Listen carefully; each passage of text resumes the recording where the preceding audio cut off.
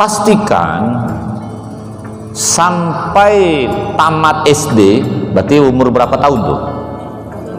12 tahun. Pastikan anak di usia 12 tahun, karena ibu yang banyak di rumah, anak 12 tahun itu sudah bisa melakukan tugas sebagaimana ibu.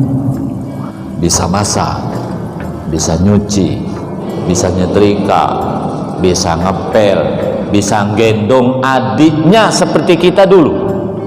Kita dulu usia 10 tahun sudah gendong adik kita yang usia 5 tahun. Kita yang usia 12 tahun sudah biasa menggendong adik kita yang sudah usia 6 tahun. Usia 5 tahun dulu biasa digendong oleh kakaknya yang usia sekitar 12 tahun. Sekarang saya lihat, tak pernah lihat emak gendong anak. Macam mana anak nangis kasih HP oleh emak sekarang? Mestinya digendong. Nah, intinya ibu punya anak perempuan di bawah 12 tahun, termasuk anak laki-laki, tapi yang paling pokok anak perempuan. Ajarkan dia masak. Kenapa ibu?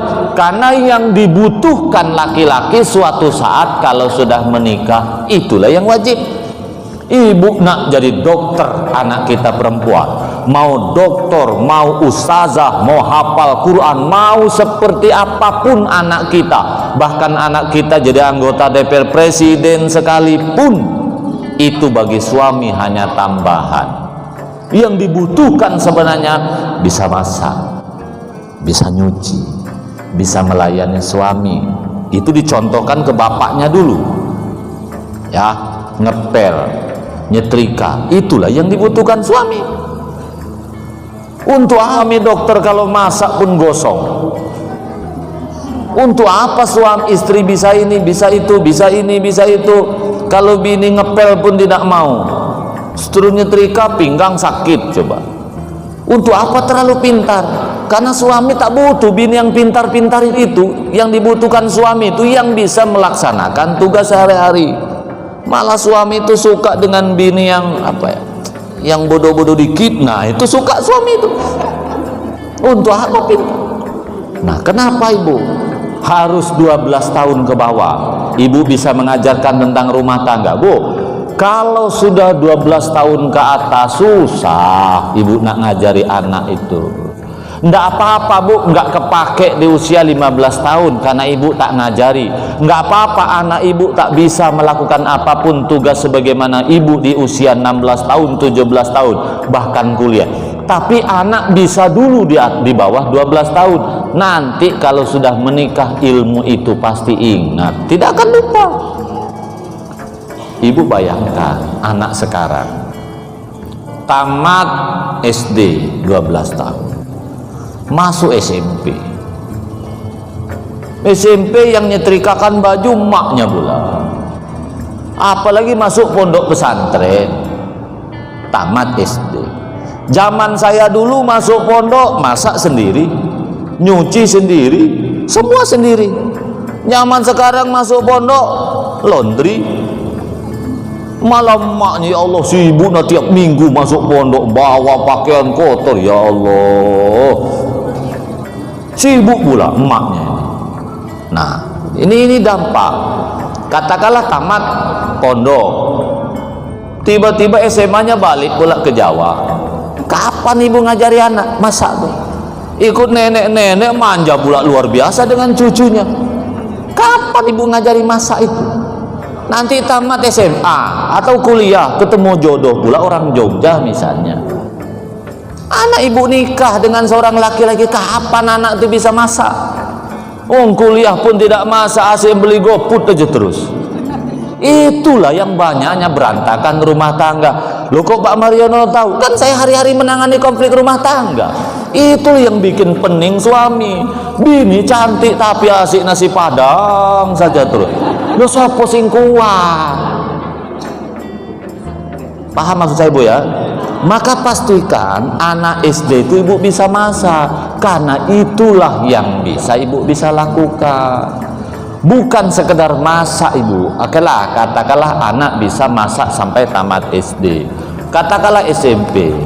Ibu pastikan anak perempuan bisa masak-masak yang kira-kira menghasilkan uang, walaupun pada waktu itu tak dipakai.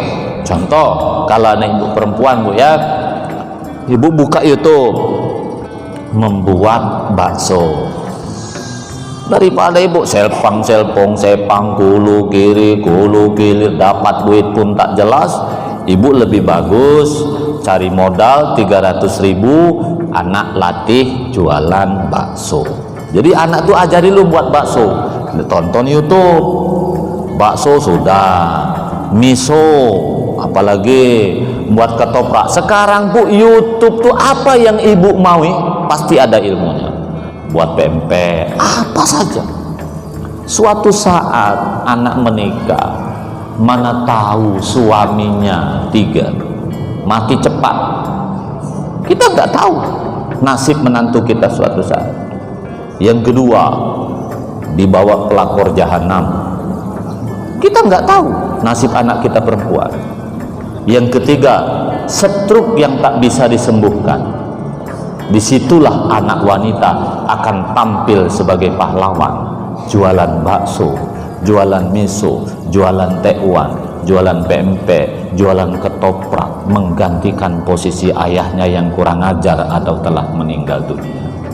Karena hakikatnya satu wanita bisa menghidupi 10 anak tanpa suami. Tapi ibu bekali dulu, bekali bagaimana buat bakso. Suatu saat Bu, alat ini akan dipakai. Begitu suaminya kabur, begitu suaminya meninggal dunia, dia ingat ilmu yang diberikan ibunya, dia ingat ilmu yang diberikan ayahnya. Jadi ibu meninggal dunia terbujur kaku dalam kuburan, ibu kan bisa melihat yang hidup, betul apa tidak? Disitulah ibu akan menikmati bahwa salah satu yang akan menghantarkan surga adalah ilmu yang bermanfaat. Ibu, oh ya, selain harus baik juga dengan anak perempuan, tapi juga harus baik dengan laki-laki. Mengapa? Karena umumnya kita itu akan lebih dekat dengan anak perempuan ketika di masa tua. Jarang kita mau ikut anak laki-laki, walaupun dia kaya. Lebih bagus kita anak perempuan walaupun miskin. Mengapa seperti itu? Karena hanya anak perempuanlah yang ada di rumahnya. Sementara yang laki-laki ya itu misalnya anak kita itu banyak di luar, yang di rumah ini menantu. Itu yang bikin ibu pening itu. Menantu ini kadang-kadang ngasih nyindir aja kerjanya. Itu yang buat ibu galau. Kalau anak ibu mau cerewet, mau marah dengan ibunya, ibu tak sakit hati. Anak perempuan kita ini kurang ajar juga dengan maknya, tapi ibu tak tersinggung. Kenapa? Karena anak kandung, anak sendiri. Cuman menantu, makanan habis, kucing kata yang makan. Ibu merasa, ya jangan-jangan aku yang maksud kucing, begitu. Contoh, ya, ibu misalnya nih punya anak laki-laki, tapi yang di rumah menantu, bilang dengan suami, ya yang hemat-hemat, pengeluaran kita ini banyak. Ibu udah tersinggung tuh. Woi, berarti aku di sini mengganggu anakku ternyata. Jadi baperan ternyata. Jadi itulah susahnya ibu kalau ikut anak laki-laki, maka lebih bagus ikut anak perempuan. Cukup sekian. Wassalamualaikum warahmatullahi wabarakatuh.